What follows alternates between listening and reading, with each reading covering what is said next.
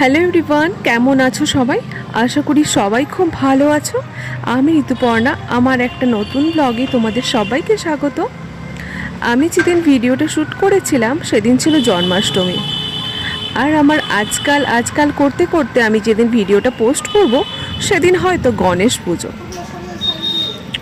এখানে সকালবেলায় আমি রেডি হয়ে চলে গেছিলাম দোকানে, কারণ জন্মাষ্টমী ছিল আমাদের দোকানের পুজো।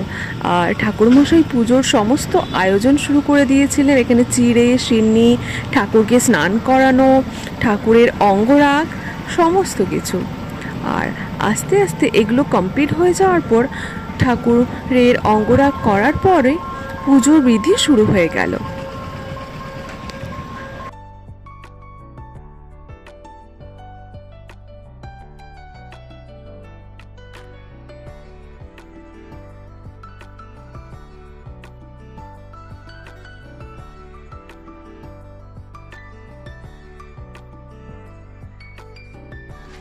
আর পুজোর সমস্ত নিয়ম, হোম যজ্ঞ এসব হয়ে যাওয়ার পর সন্ধেবেলার ছিল তালের বড়া, লুচি, সুজি ইত্যাদি ঠাকুরকে দেওয়া।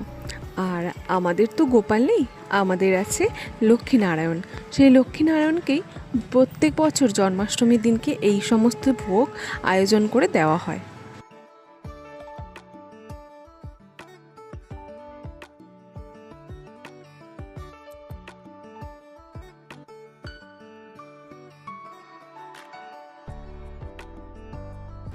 আর অন্যদিকে আমি করছিলাম মেয়েকে কৃষ্ণ সাজানোর ডেকোরেশন।